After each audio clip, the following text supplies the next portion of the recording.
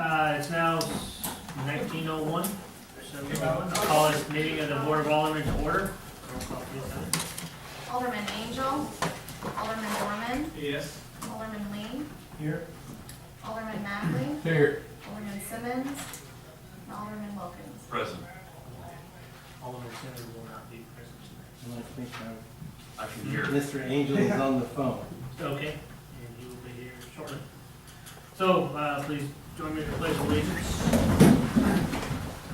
I pledge allegiance to the flag of the United States of America and to the republic for which it stands, one nation, under God, indivisible, with liberty and justice for all.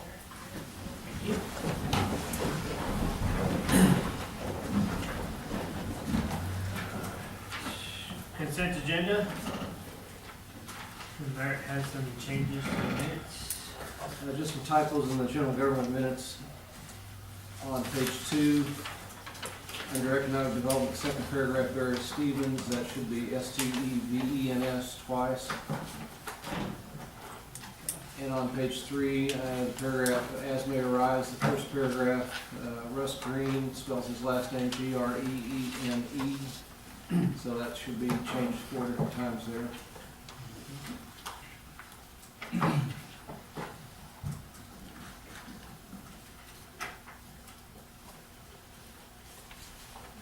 anyone else have any changes? I move we approve the consent agenda as amended. I have a motion and a second to approve the consent agenda as amended. All those in favor say aye. Aye. Opposed? Consent agenda approved. All right, accounts payable over 1250.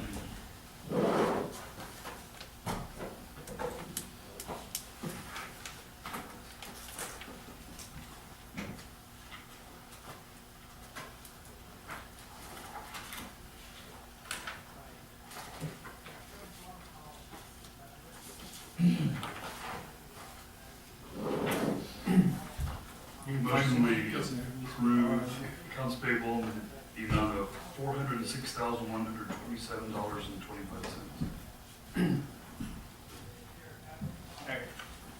I have a motion and a second to approve the accounts payable over 1250 in the amount of $406,127.25. All those in favor say aye. Aye. Opposed? Approved. All right, comments from citizens. If you have a comment to make, please stand at the microphone and make your comment. And hearing none, I'll close comments from citizens. And now we have a presentation from the auditor. I did an outline this time.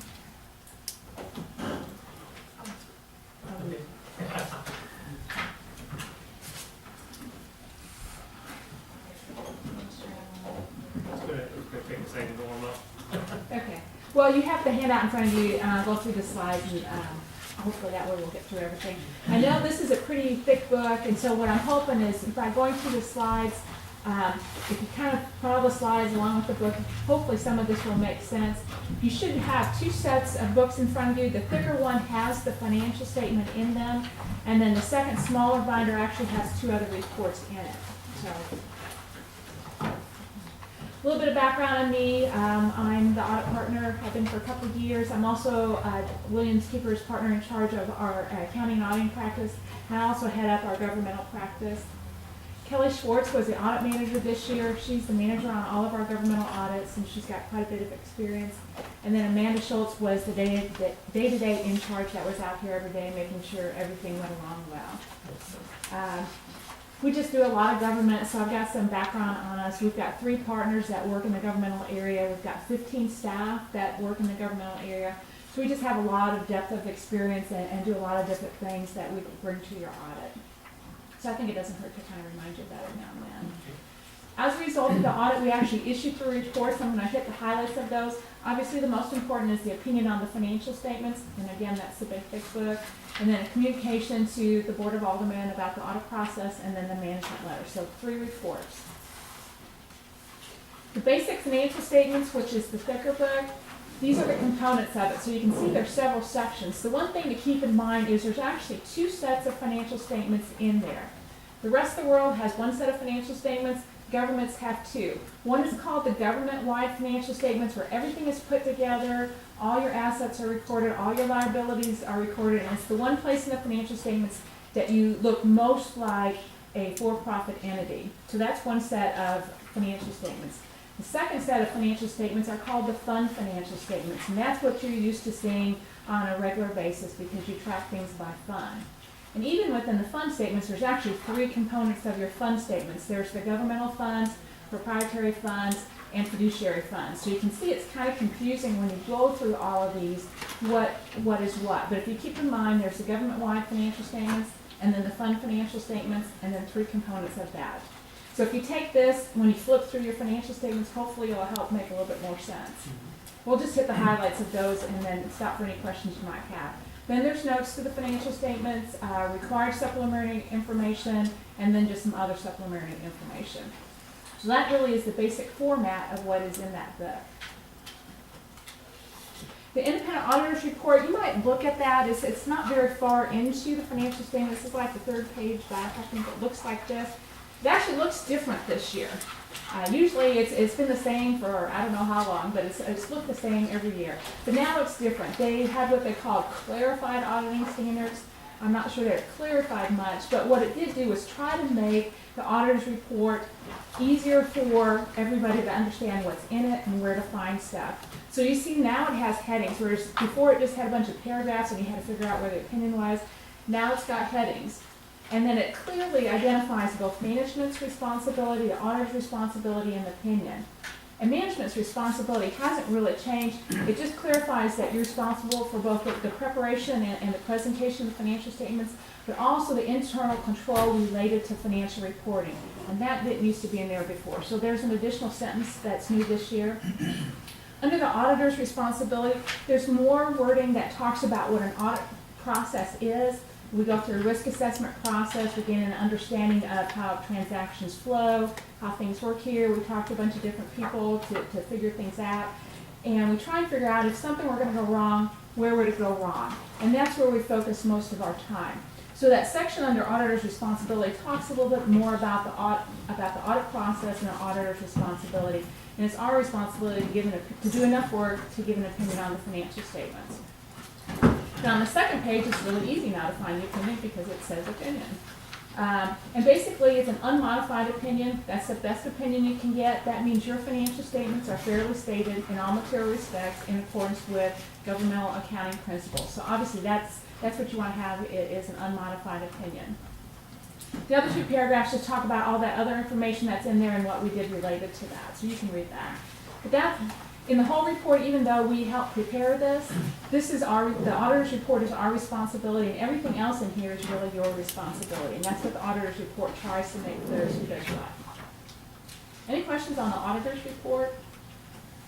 So again, headings, try to make it easier to find stuff, a little bit more wording to clarify who does what. But the bottom line is clean opinion, and that's what you want. A little bit just about the basis of accounting, just so you can kind of understand how things are reported. When we talk about governmental funds or governmental activities, those are things that only a government can do. So like public safety, public works, streets, parks, recs, those are things that a city does, and it's supported basically by some type of tax for the most part. You might have some user fees, but for the most part, it's supported by some type of public funding, generally taxes. Those are called governmental funds. In the governmental fund statement, they have a little bit different basis of accounting, and your handout kind of talks about that. But really, it's focused on the near term, almost cash basis. What do you have on hand to pay your immediate needs? So it's really short-term focused. The governmental activities in the fund statements, it's still the same basic activity. It's still public safety in the governmental funds, public safety in the government-wide, but it goes to full accrual. So all the assets are recorded, all the liabilities are recorded. So there's a different basis of accounting in one place than the other, and this slide just tries to explain it. So again, if you sit down and go through the slides, and when you go through the financial statements, it should hopefully help you understand what the difference is between the two. The proprietary funds, there's really no difference in the basis of accounting between the fund statements and the government-wide. It's full accrual, everything is recorded. So it walks through that. Any questions on basis of accounting? And we'll kind of see it when we look at the statements. Management's discussion analysis, Lynn does write this, and he does a very good job of it. It's basically in plain English. You don't have to be a CPA or anything to read this. It tells the story of what went on in this city during the year, compares this year, last year, goes through kind of the highlights and different things like that. So if you read nothing else in the financial statement, I always say this is the section you want to read, because it really tells you what went on in the city. The government-wide financial statements, it is the statement, and I've got the page up there, page 16. We'll just look at it really briefly. But you'll see it looks like this, and it's got a column for the governmental activities, a column for the business type activities. But this has everything recorded, so all your capital assets are recorded as an asset, so all your buildings, your vehicles, your equipment, they're all recorded here. All your debt, so if you have bonds, if you have long-term liabilities, they're also recorded here. So again, this is the one place in your financial statements that your financial reporting is most like the rest of the world. The big difference is you've got a column for governmental activities, which is the general things that the city does, and the business type activities, which are basically your utilities. You've got total, if you take assets minus liabilities, what's left is your net position, or basically your equity. And at the end of the year, you had just a little over 15 million in net position. 11 million of that, a little over 11 million of that is in capital assets. So you can't spend it. That's, again, your buildings, your vehicles, your equipment. So you do have a lot of money wrapped up in your capital assets.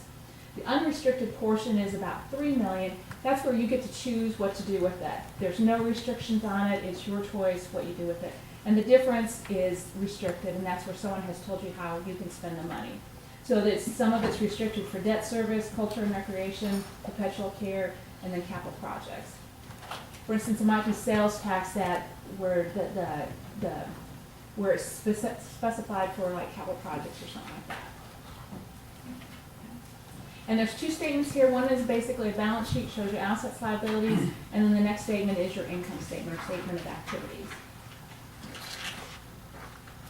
For the fiscal year ended, the governmental activities increased about 139,000, and the business type activities had a small decrease of about 61,000.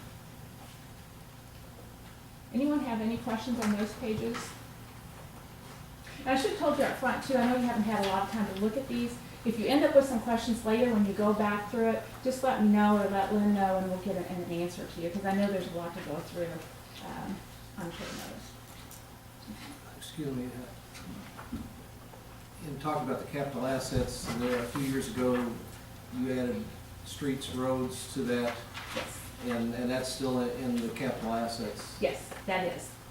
And there's actually a footnote, if you go back to page 37.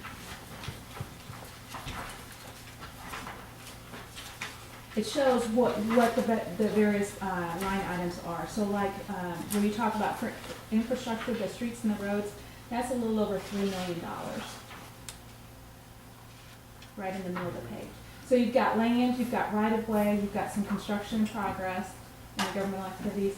Then you've got assets that are being depreciated. So buildings, you've got a little over $3 million. Equipment, you've got almost $5.5 million. And then infrastructure, you've got $3 million. That's the cost of buying those assets. And then right below that is the depreciation where you expense it over its estimated useful life. So page 37 is for the governmental activities, and then page 38 is the same information for the utilities. So you can see where you've spent your money. If you look on page 38, right in the middle, it's got structures other than buildings. That's really the delivery systems, and that's why that number is so high. Okay. Any other questions on those two statements? Those two statements go together, and again, that's the government-wide, full accrual, everything is recorded. Okay, so structures other than buildings, that's like your water lines, your electric lines, et cetera? Yes, Substations. yes, substation.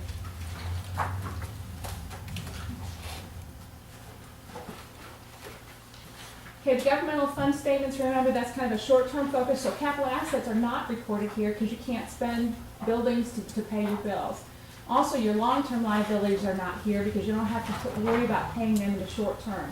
So when you look at the governmental fund statements, again, it's a short-term focus, so basically it's current assets, if you've heard that term, things that are going to happen pretty shortly. There's actually 4 statements. We're only going to look at 2 of them. Two of them explain the difference between the fund statements and the government-wide statements. So if you sit down and go through page by page, follow this, but we're just gonna really look at the balance sheet and the income statement. You notice there, and this is on page 18, you notice there's a column that says non-major funds. There's a statement in the back on pages 49 to 50 that shows you all the individual funds that make those up. So in order to kind of keep these upfront statements a little bit more condensed, there's some more information in the back. But basically, page 18 shows your assets, your liabilities, and then your fund balances. Really no significant changes from last year on it. But you will see there's non-spendable means you can't spend it down in the fund balance section. Restricted, someone else has told you what you can spend it on, so you have to spend it on that specific purpose. Committed is where you have set aside funds for something you want to do. And then unassigned basically is just kind of open at your discretion. If you flip over to page 20, this is essentially your income statement, shows your revenue by various sources, expenditures by various sources, and then the net change for the year. Revenue is relatively unchanged from last year. The expenses are a little bit up because you spent some more on capital assets than you have in the past. So for the governmental funds, you have a slight decrease for the year of about $68,000.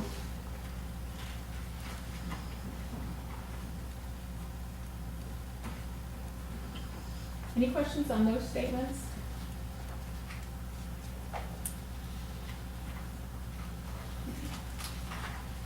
The proprietary fund statements, these are your utilities. They start over on page 22. And there's really three statements with here. One is a balance sheet, shows your assets, liabilities. The second one shows your income, revenue, and expenses. And the third has to do with cash flow, where your cash came in, where your cash went out.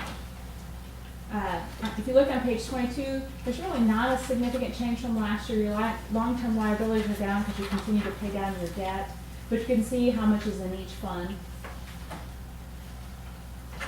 If you look at page 23, this shows your operating revenues and then your expenses by various categories.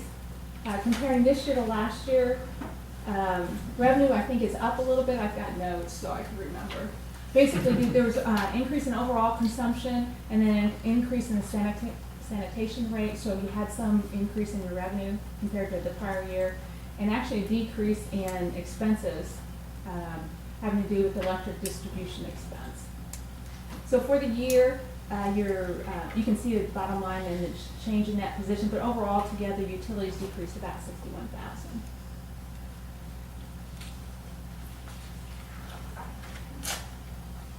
Then page 24, or 24, sorry, is the statement of cash flows. Basically, it takes that accrual basis financial statement and converts it into cash. And everyone understands cash. You deposit cash in the bank, you cut a check to somebody.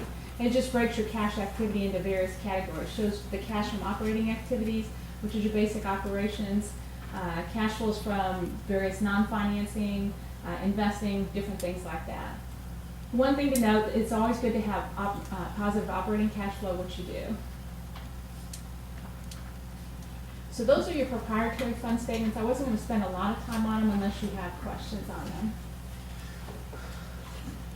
Okay.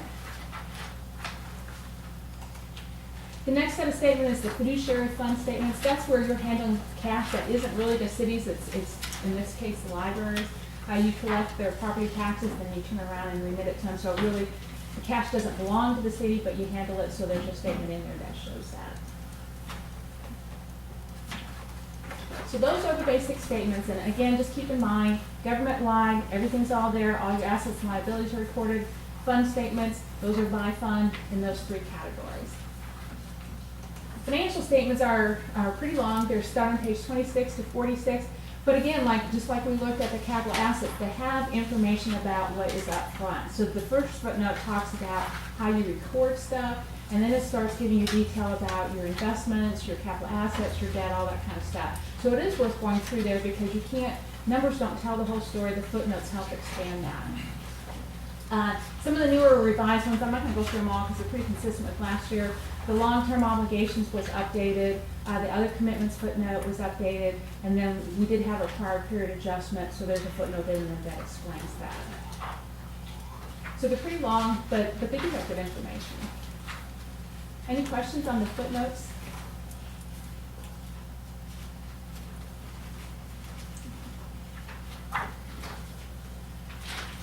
Supplementary information, that's just information in addition to what's in the basic financial statements. There's some you have to put in there under accounting standards, and so the budgetary comparison for the general fund, that's required to show up in there. And there's some pension plan trend information that's required to show up in there. It kind of shows the funding progress of the pension plan. I think we talked about it last year. The other supplementary information is the combining schedules for those non-major funds that get added up in that column up front.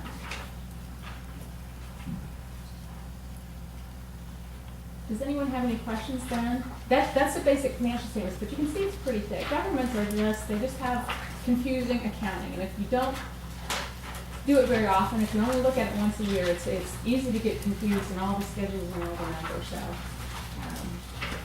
I think it doesn't hurt to kind of go through it. Any questions at all? Okay. The other two reports I'm going to go through, one is called the Communication to the Board of Aldermen, which is you. It's required under auditing standards, and it's really a report about the audit process. We have to tell you how things went from our perspective. So we talked a little bit about the plan scope and the timing of the audit, some of what our responsibilities, but the highlights of it really were, there's no change in accounting policy, so there's nothing to note there. We implemented GASB 63, but all it really did was change some wording, didn't change any numbers. Talks about the significant estimates in your financial statements. When you do something at a point in time, some things you know, like cash in the bank, you know, but how long your assets are going to last, you don't know that for sure. You've got an estimate. How much of your receivables you're going to collect, you have an estimate, but you don't know that for sure. So there are some estimates that are in there, and some we consider significant, which we've listed those. For government, we consider the disclosures, neutral, consistent, fairly readable, and as much as they can be. And the key disclosures we consider to be capital assets, because there's a lot of money there, long-term debt, and then your commitments and contingencies. So those are the key footnotes that we think are important to look at. No difficulties in doing the audits. Heather and Lynn and everybody work really hard to get ready for us. So they answer all our questions. They take time to talk to us while we're here. So we really do appreciate all the cooperation we get. No issues at all. We did do some entries that convert that the city, for the most part, is on a cash basis during the year. So you have to make year-end accrual entries, and then you have to make some additional entries to get to those government-wide financial statements. So we did provide some assistance with that, but Heather gave us a lot of the information. It's just a lot of work. You can tell by looking at this. It's just a lot of work to get all that stuff done. No disagreements with management. Again, the audit goes pretty smoothly. So any quick questions from you on the audit process and how it went? Okay. The last report I'm going to talk about is the management letter. And this is where we put recommendations in. We don't do enough work on internal control to give you an opinion on it, but we do have to understand it in order to do that risk assessment process I talked about at the front, where we're trying to figure out if something were going to go wrong, where would it go wrong, and that's where we spend our time. So we do gain an understanding of how things flow through your system. And as a result of gaining that understanding, we see stuff, and so we report it to you. There's some definitions on there on what they are, but basically, when it talks about a deficiency, it just means there's a break either in the design or the operation of your system. And if we come across it, then we evaluate how big a deal is it. If it's a really big deal, it's a material weakness. And what that means is something could happen, and if it did, it could have a material impact on your financial statements. So that's the most serious one, I guess I would say. Significant deficiency means it's not material, but we still think you need to know about it. And you have one of each. The preparation of financial statements we've talked about in the past. And again, if you go back and look at this report and thinking about having someone on the city side that can do all of those disclosures, do all of those entries, and prepare all the statements, it would be tough unless you kept up with all of that. And so there's kind of a cost and benefit analysis you have to do to figure out if it's worth having someone on the city staff that can do that. And the city, to this point, has chosen not to. Lynn and Heather read through all the financial statements. They go through everything. They give us feedback. They tell us if we're wrong on something. But when you're talking about the preparation, that's just not where they've done their focus. So that's why that's a material weakness. The significant deficiency just has to do with network access. And you're probably used to maybe seeing things like this. It just has to do with how many people have access to a certain system. And in Prairie Fire, which handles the utility billing, really everyone has access to it. And that's not the best control that there could be. There may not be a way around it just because you have small staff, people need to be in and out of it, but we still need to make you aware that it's there. Any questions on the management letter? We do appreciate the opportunity to do the audit. We certainly appreciate all the cooperation that we get from Heather and Lynn and all the staff here. And we appreciate the opportunity. I do have a draft of an engagement letter. One thing I wanted to bring up is the potential of extending our contract for another 3 years. So I do have an engagement letter that I drafted up that I'll give to Lynn for your guys' consideration. But I also have a letter that kind of reemphasizes some of the information I talked about. We have a long-term relationship. The one thing that's nice about it is you have continuity of people who know how you work, how things go. Yet we're large enough that you also have rotation of staff. So even though WK has been here for a while, you've had new people on your engagement, new eyes looking at stuff, but yet we still know how you work. We have a lot of resources to bring to the audit, and with us not being that far away, it just makes it work out really well. Are we at the end of the Yes, we three-year are. contract? Yes. So what I'm proposing is basically to go back and restart 3 years ago on our fees. So what we're proposing for 2014 would be to go back to the 2011 fees and do those. For 2015, we proposed going back to 2012 and 2016. Well, anyways, we would just redo the last 3 years. You know, we recognize that the city is under a lot of financial pressures. You know, so what we're willing to do to continue the relationship is just absorb the increased costs on our side, because we think it's a mutually beneficial relationship for us to continue, and hopefully on your side for you to continue with us. So what we're proposing is basically to restart the fees 3 years ago and do the same thing for the next 3 years. So there's a letter that talks a little bit about, you know, why we're proposing it. And I'm not expecting to make a decision tonight. I just wanted to bring it up and let you guys think about it. And then I've got the letters for Lynn. Any questions at all on the audits? Anything going on? Just a reminder, and I think I talked about last year, there is a new accounting standard that's out there related to defined benefit pension plans that will impact the city, if I remember right, fiscal year 15, where you're going to have to record the unfunded liabilities, your share of the unfunded liabilities of loggers. And it's a big deal out there for most of the governments, and it's just, when it's here, loggers is going to get you the information, but basically on your government-wide financial statements, you're going to end up with a liability for the unfunded portion of the defined benefit plan. In 2 years, we shouldn't have an unfunded liability unless there's another market retrenchment. Well, they calculate it differently because they project out, and there may not be. It really just depends. Right now, most governments will have one, but they project out to the future all the future amounts you're going to have to pay out for everybody, and then they do this calculation that net present values it back, and then they compare it to the assets that are set aside. So when it talks about 80% funded or something like that, that means there's 20% that's not funded. It's that 20% that would show up on your balance sheet. So that's gonna be different than what we're looking at now? is Yes. what- Yes. And do you have any anticipation of how those change compared to what the stated unfunded is now? They have to use a little bit different calculations. So is it making those significantly bigger by 1 or 2% or I don't- doubling them? I don't think it's gonna double them, but I think until they actually run some preliminary calculations, because it'll be specific to you, I don't think they're gonna know. If you go back and you look at page,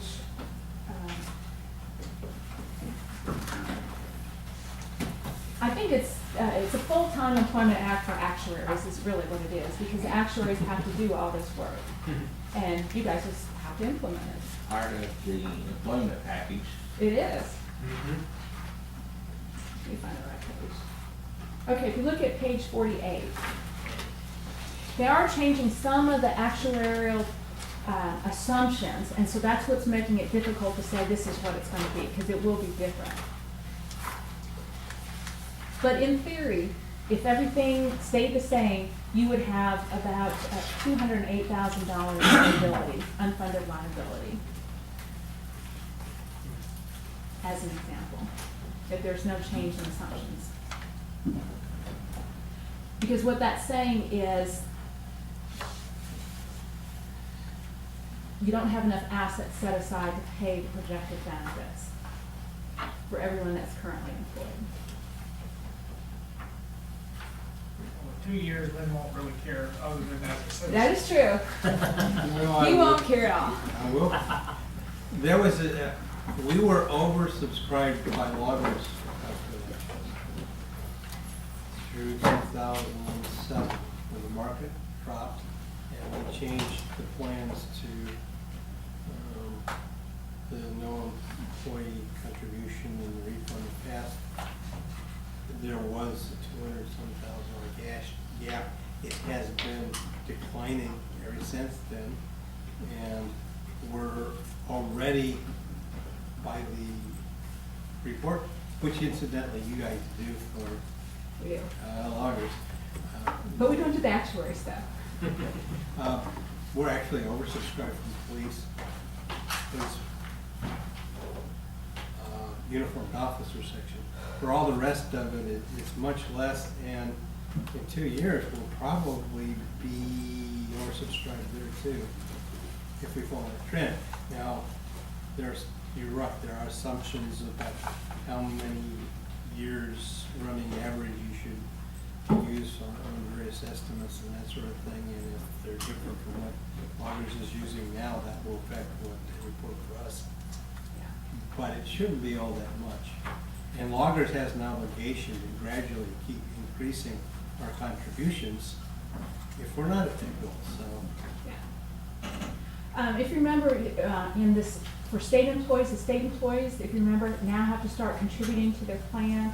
A lot of governments are looking at things like that, and that's part of the reason why. One is making sure they have enough funding, but also it's gonna show up on the financial statement. So the states, I think if you were hired after 2011, you now have to pay into Mosers, and other governments are doing that. But until they actually run the numbers, all I can say is there's a risk that it's going to show up. And the majority of governments are not in an enviable position. Most haven't paid enough. But you are right, then won't have to worry about that in the financial statements anyway. Any other questions? If not, appreciate your time. And if you come up with anything later, just let Leonard know and we'll follow up. Thank you, Ed. Thank you. It would be appropriate to have a motion to accept that report, so that I can transmit it to all the various agencies that have been anxiously waiting to have a copy. Okay. I would make a second motion. Second. I have a motion and a second to accept the auditor's report as presented. All those in favor say aye. Aye. Opposed? All right, motion carries. Could you pass that one?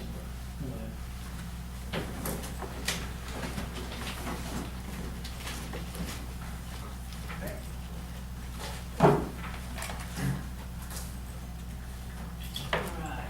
Economic development reporting by Chamber of Commerce representative. Okay, I can do that. I should have brought a piece of paper over here, but I think I remember what it says. We had a board meeting, however, we did not have enough people to have a quorum this last week. So no business per se was transacted. Jenny did report on the bicycle event. There was about 130 people that entered. They were extremely pleased and told her that they thought that we had rolled out the red carpet for them. They will be back next year. They, in particular, were excited about the treatment they received in some of our restaurants, and they would like to do something to acknowledge that and work with them next year because they felt like we got some very good service out of it. All right. So they were very pleased with the event, and as far as I'm concerned, they do encourage their people to shop local when they come to town, whether that's at our restaurants or visit our stores or whatever. But a lot of them did, and the feedback on it was very positive from the businesses. Some businesses saw more than others, but none of them were displeased with what they, or upset. These are the bicycle time trials? Yes. So this could become an annual event, and then we bring people to town, and we could see a slight uptick in business in town, a slight uptick in sales tax for that weekend. All of which would be a good thing. Mm-hmm. Thank you very much. Public hearings, setting property tax rates. Lynn? The rates were advertised as proposed in the fireside guard a couple weeks ago, as required, public hearing for the 9th. Before you can actually pass an ordinance setting the rates, you must have a public hearing. I think in past communications, I was unsure exactly the maximum allowed rates by the state auditor. I knew that the library rate couldn't go any higher than $23 per $100 assessed valuation. And I knew that we were internally recommending that we maintain the debt service rate at a constant. But we were actually raising the general fund and the park levies by hundreds of a cent per $100 of valuation. I finally received the sheets via the county recorder, county clerk, and we actually could have gone up a couple of more fractions of a dollar per $100 of assessed valuation. My recommendation is we go with what we advertise, so we don't try and take advantage. It will still, however, be a calculatable gap that we could take advantage of. Next time, although you can only raise rates because of the formula for years when there's not reassessment, so it might be 2 years from now, but it's not, it amounts to probably less than $100 for the general fund, and like amount for the park fund. So we're recommending we go with the advertising. Okay. Any questions? And prior to this meeting, I have received no comment, no questions, no interest in those rates from anybody in the public. Anyone in the audience have a comment to make about that? Any aldermen have any comments you want to make? Okay. Close the public hearing.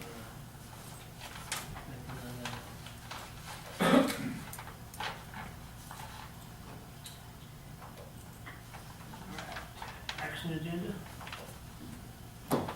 Setting property tax rates for 2013. This is an ordinance required 2 readings.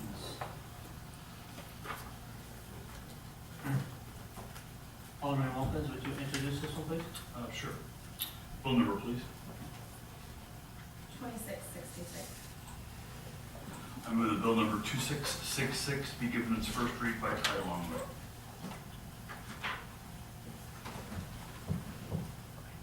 Second. I have a motion and a second that bill number 2666. I have a motion and a second that bill number 2666 be given its first reading by title only. All those in favor say aye. Aye. Opposed? Continue, please. An ordinance fixing the annual rate of taxation in the city of Centralia, Missouri for the year 2013 for general revenue purposes, for maintenance and the support of the library, for debt service of outstanding library construction bonds, and for establishing and maintaining free public parks. I move that bill number 2666 be given its second reading by title only. Second. I have a motion and a second that bill number 2666 be given its second reading by title only. All those in favor say aye. Aye. Opposed? Continue, please. An ordinance fixing the annual rate of taxation in the city of Centralia, Missouri for the year 2013 for general revenue purposes, for maintenance and the support of the library, for debt service of outstanding library construction bonds, and for the establishing and maintaining free public parks. I move that bill number 2666 be adopted by roll call vote. Second. I have a motion and second that bill number 2666 be adopted by a roll call vote. All those in favor say aye. Aye. Opposed? Roll call vote, please, Heather. Alderman Angel, Yes. Alderman Borman, Yes. Alderman Lee, Yes. Alderman Magley, Yes. Alderman Wilkins. 4. All right, by your vote, bill number 2666 passes and now becomes ordinance number 2733. 27. Thank you. Permits and license, none scheduled. To the same, sir. Legal, revising list of locations of stop signs and yield signs. So the ordinance requires 2 readings. I think Lynn talked about this last week. Any questions on that? All right. Alderman Angel, would you introduce this one, please? Sorry.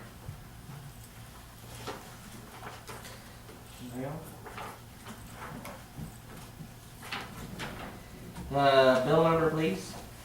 2667. 2667.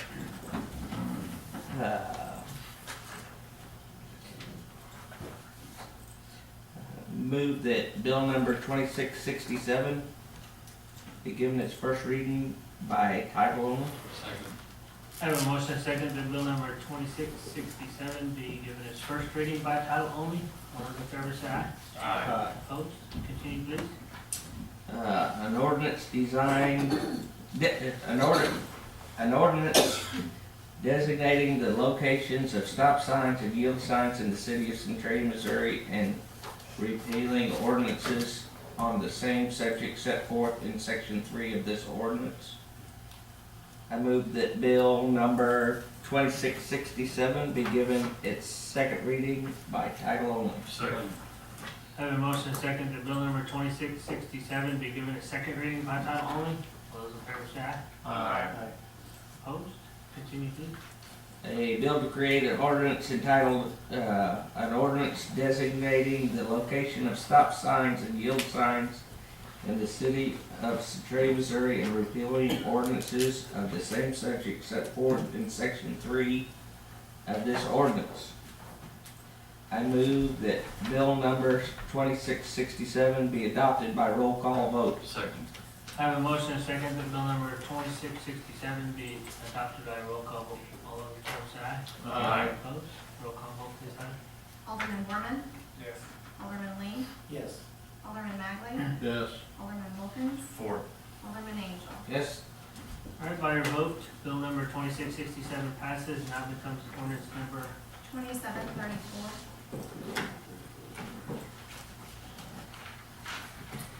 All right. Number 2, revising list of locations for parking regulations. Again, this is an ordinance, requires 2 readings. And if I'm not mistaken, it was discussed last week as well. Yeah, what did we decide on that? I thought we weren't gonna decide nothing until we needed something. That was just on, Railroad Street. Yeah, this is something actually different. The section of our city code that talks about truck parking is codified, is not included in this ordinance at all. So, if and when you determine to change that, lessen the amount of truck parking over on Railroad Street, you would have to pass an ordinance to amend this section of the city code. But this particular ordinance deals with no parking and with areas where there's diagonal versus parallel parking and with bus parking. And it really is there to consolidate into one ordinance, multiple ordinances that we've had in the past. We adopted an ordinance and amended it, and it was time to Cleaned it all up. clean it up and put it in one ordinance again, and we'll then probably be amending it, and then we'll eventually do another cleanup. When you pass this, it gives the police department a unified, simple list of areas that we would hope would dovetail with the signage that's out in the field. So that if you ever have to take an action in court, they have the legal backing to cite. This is really just putting in one ordinance what had already been, for the most part, in previous ordinances. And those are the ones that are in section 7 that are being repealed.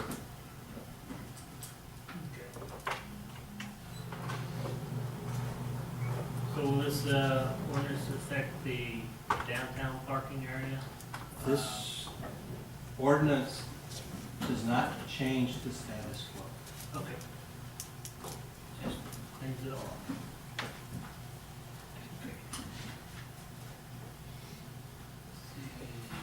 Alderman Borman, would you introduce this one, please? Sure, bill number? 2668. Thank you. I move that bill number 2668 be given its first reading by title only. Second. I have a motion and second that bill number 2668 be given its first reading by title only. All those in favor say aye. Aye. Opposed? Continue, please. An ordinance designating the location of areas where the parking of motor vehicles prohibited or otherwise restricted, and repealing ordinances on the same subject set forth in section 7 of this ordinance. Is prohibited. Move that bill number 2668 be given its second reading by title only. Second. I have a motion and second that bill number 2668 be given its second reading by title only. All those in favor say aye. Aye. Opposed? Continue, please. An ordinance designating the location of areas where the parking of motor vehicles is prohibited or otherwise restricted, and repealing ordinances on the same subject set forth in section 7 of this ordinance. I move that bill number 2668 be adopted by roll call vote. Second. I have a motion and second that bill number 2668 be adopted by a roll call vote. All those in favor say aye. Aye. Opposed? Roll call vote, please, Heather. Alderman Lee. Yes. Alderman Magley. Yes. Alderman Wilkins. 4. Alderman Angel. Yes. Alderman Borman. Yes. All right, by your vote, bill number 2668 passes and now becomes ordinance number 2735.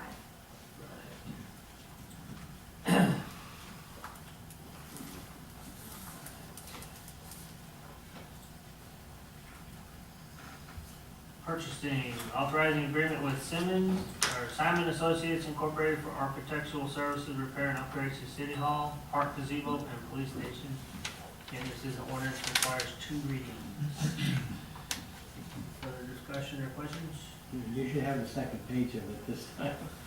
Sorry about the preceding meeting. This sets forth a fee schedule, scope of work, and cap on possible expenses. It'll be actual expenses and materials with total price not to exceed.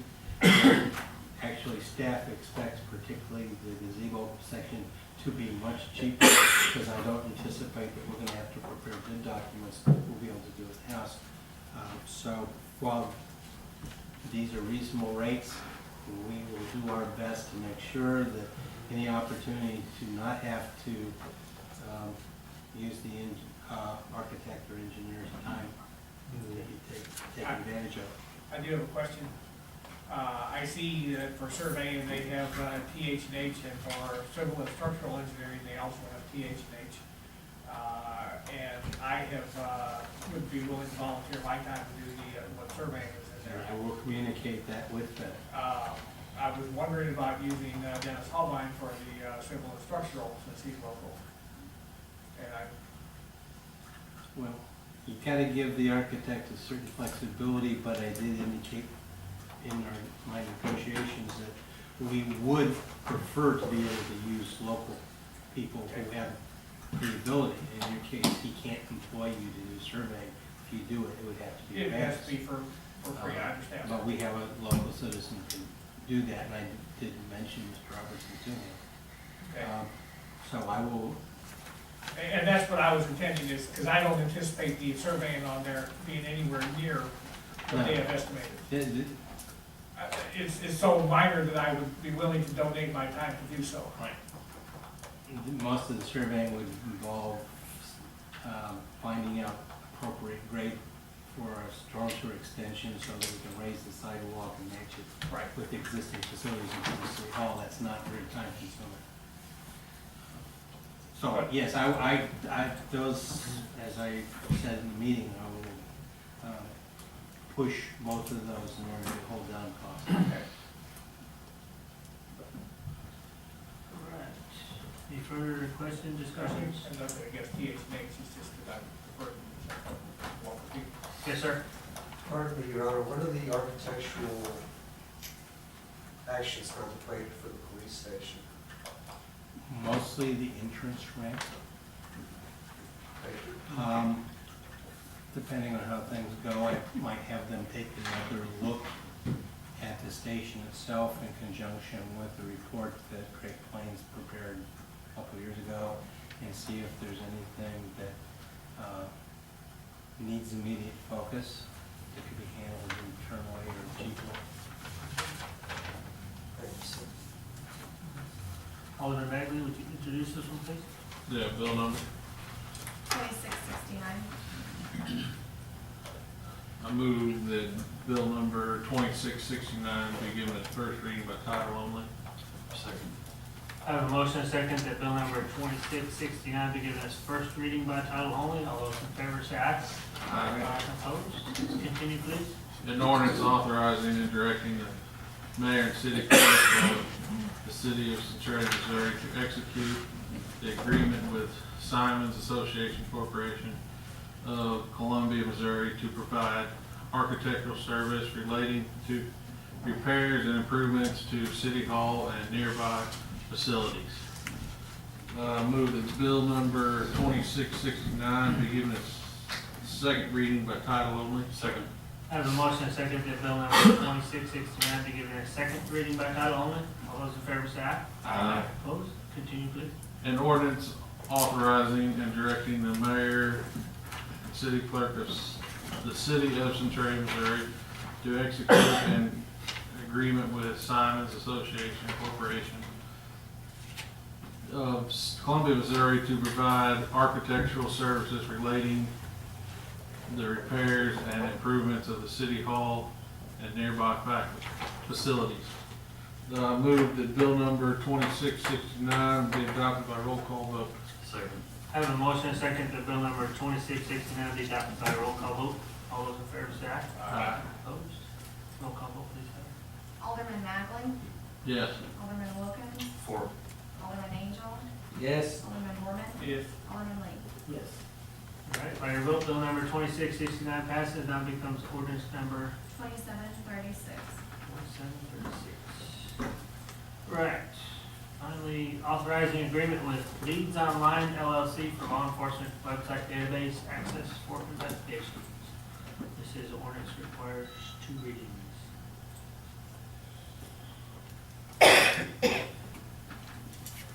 Chief, you wanna talk about this one for a minute? Yes, we might remember, we had that quite some time ago, I believe, that when I first came here.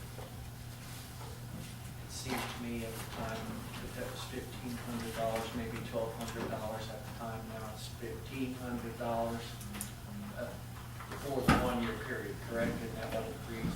I think so. It allows us the capability to not to have to rely on, the statute is such that if you operate a licensed pawn shop, that you must report what is sold, pawned, and who that seller is. It certainly makes those type of investigations so much easier than having to make several trips down there, try to locate it is what you're looking for. I went back and forth on it as to whether or not this was a want versus a need. It is a resource that is available to us now. I think now it's $1,500 of money well spent. Just stop at 1,500. 1480. Yep. So I would appreciate your support on it. Okay. Don, I understand. Well, I mean, this is stuff that you could do, you just have to, you can't do it online, you have to physically either visit or call every on town. Which we have been, yes. We've been, the county has leads online with one or two folks that have access to that. And if you can't hit one of those folks, then Yeah, you're not going to get. where this opens it up to a much broader, It does, yes, sir. Mexico, et cetera. Yes. Yes, in the state, you can set it up for whatever you want, pots and pans in Stoddard County. Or pots and pans sold by Merritt Bank in Stoddard County. Well, you could set up alerts in the system. as Yes, well. and, Right. yes, yes.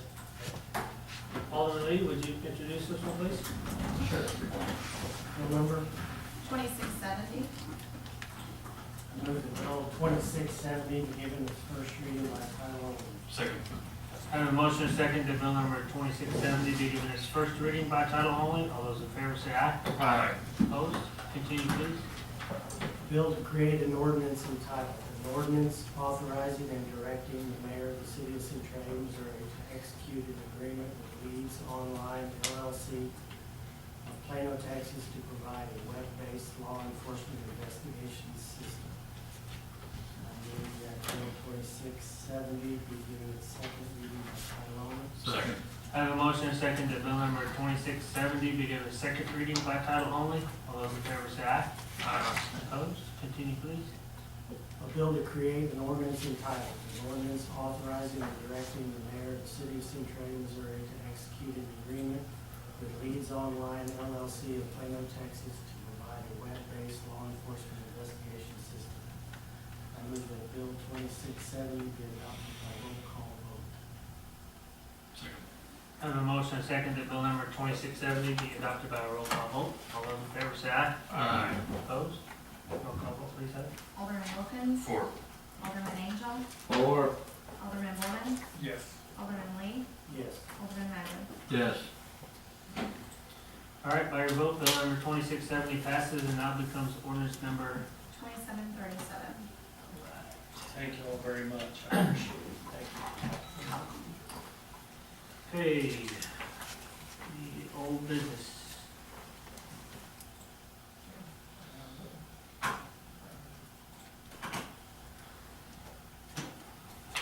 Any aldermen have any old business? Push the button on Leads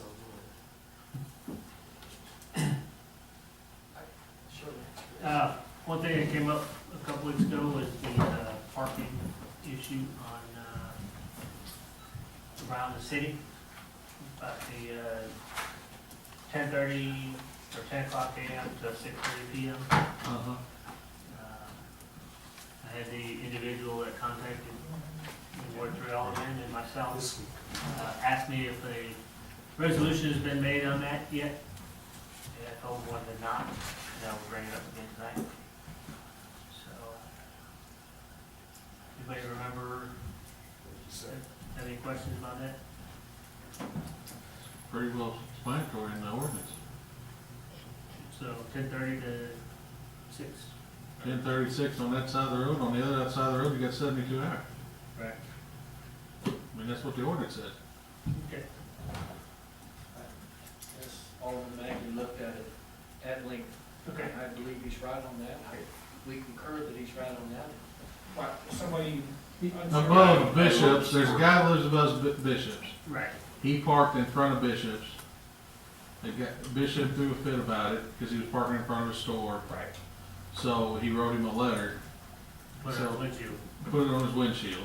So then he parked across the street and he called Jim, Mayor, and me and asked, and I told him, you got 72 hours to park if you don't move your vehicle. You can only have to leave the park for 72 hours. So, And if It's he parks, 10. and if he parks on the side of the street where he lives.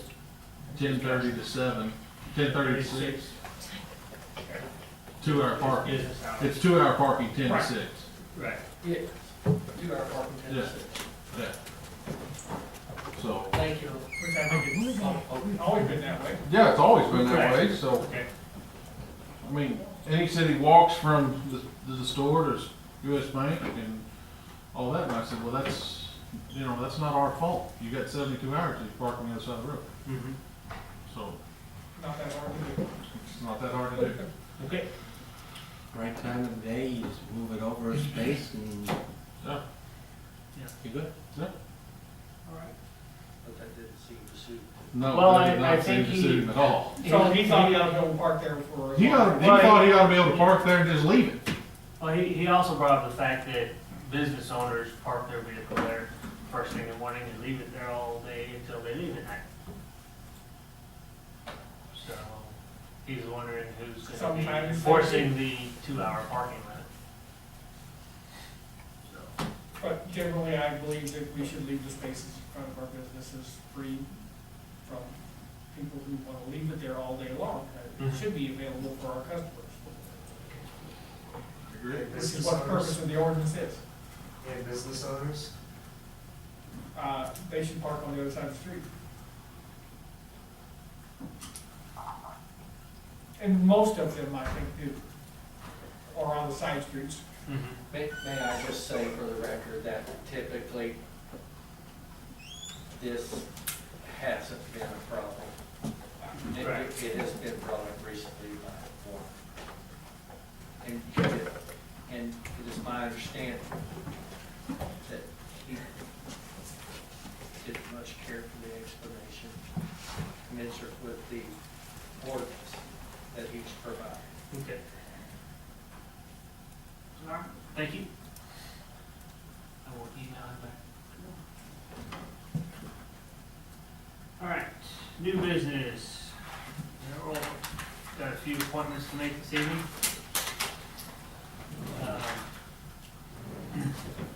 Many of you may or may not know, but Savannah Rogers, one of our full-time dispatchers, has accepted another position outside the city. And she will be leaving the full-time position at the dispatch, moving down to part-time. So with that vacancy, speaking with the chief, I'd like to appoint Zach Foltz, who is currently a part-time dispatcher, to the position of full-time dispatcher. I'll second, or I'll make a motion that we accept the mayor's appointment. Second. All right, I have a motion and a second to accept the mayor's appointment of Zach Foltz to full-time dispatcher. All those in favor say aye. Aye. Opposed? All right. Thank you. Yep. All right. Then I would like to make the appointment of Pat Olson to the Planning and Zoning Commission. This is a 5-year term. Reappoint Pat Olson. She currently serves on the board. I will make a motion that we reappoint that also. Second. All right, a motion and a second to reappoint Pat Olson to Planning and Zoning. All those in favor say aye. Aye. Opposed? Okay. I would like to also reappoint Lee Allen Smith to the Industrial Development Zone. His term expires this year. Yes. That's the industrial development Authority. authority, sorry. IDA, okay. Yeah. As Industrial opposed to Development Authority. EAZ, which is a different body, and we're not up for that. Okay, that's fine. So I'd like to reappoint Lee Allen Smith to the Industrial Development Authority. That's a 6-year term. Yes. So moved. Second. I have a motion and a second to accept the mayor's appointment of Lee Allen Smith to the IDA. All those in favor say aye. Aye. Opposed? All right. Okay, we're getting close. 2 more. I'd like to reappoint Scott Long to the tree board. And this is a 3-year term. So moved. Second. I have a motion and a second to accept the mayor's appointment of Scott Long to the tree board. All those in favor say aye. Aye. Opposed? And finally, Tom Jinst, reappoint him to the tree board as well for a 3-year term. So moved. Motion and second to accept the mayor's appointment of Tom Jinst to the tree board for 3 years. All those in favor say aye. Aye. Opposed? Yes. The tree there is incredibly rooted in the community. Oh, yeah. Well, this dude's been on it Okay. for 15, 20 Uh, years. Heather just informed me that the appointment of Zach Foltz is effective on the 2nd of September. All right.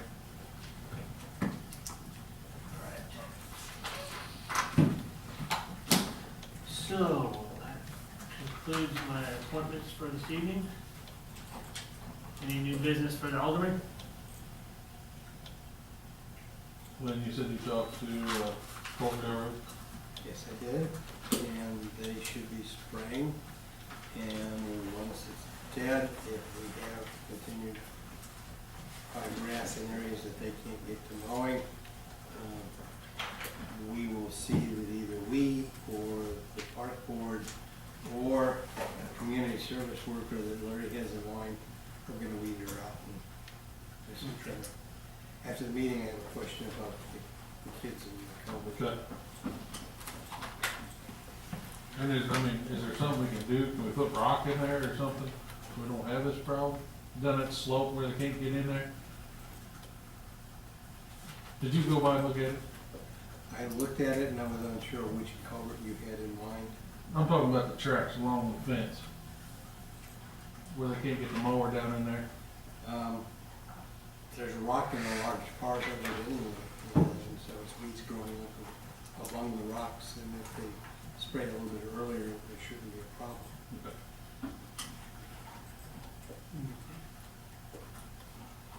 Anyone else? As we're at? Okay. Lynn? Three things, Mr. Mayor. First of all, Century decided they still don't like paying the grocery receipts tax on part of their operations. Of course they do. And have filed a second complaint for a further 3 months. We're included with Ashland and Sturgeon and particularly Columbia. And there are additional complaints in almost every other county in the state that has a city with such a tax. We're not talking large amounts. In this case, it was $634.98 in one month, $603.48 in the second month, $598.49 in the third. But they'd also like a trade fees, and that's why it makes it fighting. And this has been handled as a joint suit with all the other cities that thought this was a settled issue, but it doesn't turn out to be. We'll keep you apprised. Okay. Just as a matter or a question, isn't that a tax that they pass through? Yes, it should. Let's see what their problem is, but that's, okay. I think the general concern among the cities is that they don't, it's the sort of the camel's nose into the tent, that they're trying to explore ways to get out of having the tax at all. But I mean, if it's pass-through tax for them, well, what do they really care? Are they not losing the competitive position against? Not every, it applies to every entity that is providing those services in Centralia or the other cities. So Phone services, so it could be the internet or Cable. wireless. the current argument is over what is a phone service. And they're arguing over definitions, and this was adjudicated once, and then it went back, and there was ultimately a settlement where all the cities and AT&T and several other major providers, but then Century Tel's come along with a new theory that they shouldn't have to pay. The attorney for the city who handled the first matter in the past has handled the first lawsuit that was filed, and he is also handling the second lawsuit that's very much related to the first lawsuit. It's for an additional 3 months, as Lynn said. So we are being represented by the same attorney who was successful the first time. We don't believe these lawsuits have any merit and will be dismissed eventually, but they have the right to file the suit, and we have the right to defend it. And we anticipate that it will be dismissed eventually, both lawsuits, and we can maybe anticipate in another 3 months that another lawsuit might be filed along the same lines. But we are being represented, and we think we will be successful. Okay, second item, keep this together, but I got a letter, and I think the mayor may have also got a letter to the extent that anybody going down to the MML conference in Branson are invited to a dinner hosted by Barnes Henry Light and Agenda, which would, Is that the electric people? that's the electric people, the people who designed the substation, both substations, as a matter of fact. Although, I'm not sure we have any pending business with them, so there's no conflict. We can make sure it's available to anybody who tells the mayor that they want to go to the conference, which is in the next month. Yep. Middle of next month. They've always got nice free gifts for us, so, I'll be going to that. me too. You going? Anyone else going to the conference? It's the middle of September. I neglected to check my academy schedule for Well, you don't have to tell us tonight. It's 15 through 18. 15 Yeah. and the 18th. Have you got our rooms already? No, actually, that was what I was gonna bring up. Just to let you all know that I needed to get those reservations made, so we'll just let you know if you're going to be going, yeah. You might bring this, we might have be someplace away from where the conference is. Well, I don't know how big the conference center is and how many. It's fairly It's large. It's big, I know, but they, I don't, In Branson? Yeah. but they're talking 400 or 500 people that'll be there, I don't know, I don't think they can accommodate quite that many. Well, it's not in It's in Centralia, Branson. it's in Branson. Oh, Branson. In Branson, the Branson. At the Branson Lane. Oh, Yeah, I believe they can. We might have to walk across the street. They've got hotels all over. It's a nice facility, though. It is very nice. Okay. Lastly, this is, stick out my neck, but we had a spate of building permit requests for new locations. Plus, we're redoing the water supply to Mr. Green's building to accommodate individually metering and servicing all of the possible upstairs apartments. So Mike came with an emergency request for copper tubing for those services. And he had gotten quotes. The low quote was from Water Sewer Supply, 500 feet at $3.16 a foot. And that extends out to 1580, which is technically over 1250, but I told him to go ahead and buy it because he needs it right away. But I would like you to ratify it so I don't have to pay for it out of my pocket. So we need a motion. I would make a motion to accept the, bid. Okay, here's the leverage we need. Second. Have a motion and second to accept the bid from, where's it from? Water and Sewer Supply Permit. For 1580. All those in favor say aye. Aye. Opposed? All right.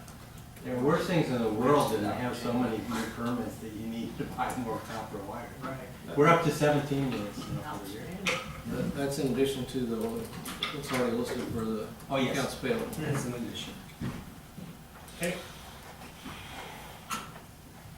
All right, that was 3, Lynn. That's all you got, sir.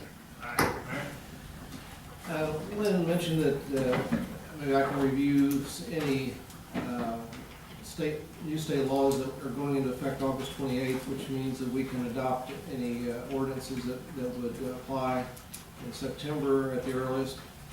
I'm aware of 2, there may be others, but there was a state law that was adopted, was passed that, and signed by the governor, that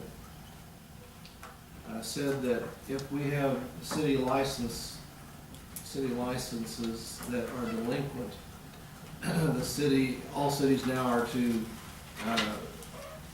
apply interest and penalties to them, and also to apply a statute of limitations to them for collecting it. And so that can be something that can be in an ordinance form. I'm not sure that that's really going to apply much in our case, but that would be something we could add to the chapter on business licenses. Okay. Secondly, dealing with liquor licenses, there is a different state law that was adopted that talks about special Sunday liquor licenses. We have one now, if a business has a liquor by the drink, or a resort license, I guess is really the technical term, has a resort license to operate from Monday through Saturday, then they're eligible to obtain what's called a restaurant, Sunday restaurant bar license now, to have a liquor by the drink license for Sunday. They have changed the law now to repeal that provision dealing with Sunday restaurant bar licenses, and in place of it, just saying that it's something comparable to what is now in place for packaged liquor licenses to be able to sell packaged liquor on Sunday. If you have a packaged liquor license to sell Monday through Saturday, then for an additional fee, you may simply request a license to sell on Sunday, and they're doing that now for liquor by the drink. In essence, they are doing away with the requirements that were in place for Sunday restaurant bar licenses to get a liquor by the drink Sunday restaurant bar. I'm not sure how many this would apply to now or in the future, but that would be something that we can amend our alcoholic beverage license chapter to deal with that. Thank you. And those take effect August 28th. Yes. Any chance of the? Oh, that's not. Okay. Well, Mayor will prepare ordinances on those topics, and we can take them up next month, and when we adopt them, we can add those plus an ordinance we passed last fall, and that will be at least 3 that can be part of the package topic the city covers. Online. Right. Okay. We adopted an ordinance to deal with the building permit fees. Right. Also, we had some dealing with the zoning change for the lumber yards, also about the burial, interment fees, Right. interment permits. So we have several Okay. that could then be added. All right. Heather? Lynn stole your, We didn't did. you? I'm sorry, I did intend to. All right. Next meeting will be committee meeting on the 3rd of September, Which is a Tuesday. which is a Tuesday, because Monday is Labor Day. Or don't show up on Monday. Don't show up on Monday. I move. Ellen, I drove by Switzer Street, is that gravel? Is that where the concrete's going? I mean, is that their grade, their rock grade, or they gotta take that down? I'm not sure how much more they have to take down on the east end. They've gotten down to a good stable base and added aggregate back to the top at the west end, and there will be 8 inches of concrete on top of that. Okay, so who's gonna fix like Brown's concrete approach that goes into theirs and Nelson's? Cause it's right at the top of, The aggregate. yeah, the rock's right at the top of Brown's. It goes over a little bit. We're gonna have to do that.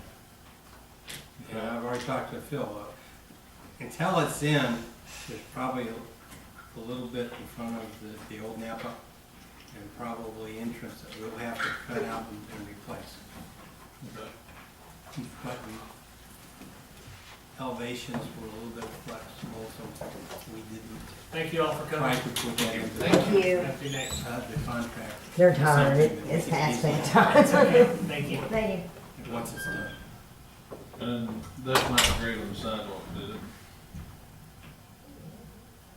South side doesn't have a sidewalk, right? Yeah, I'm there not is talking no about- I'm sidewalk. talking about the north side. I I don't mean, know. they're not grading that as they're going out, are they? No. Okay, I hope not. All right, I have a motion to adjourn. Second. Second, all those in favor say aye. Aye.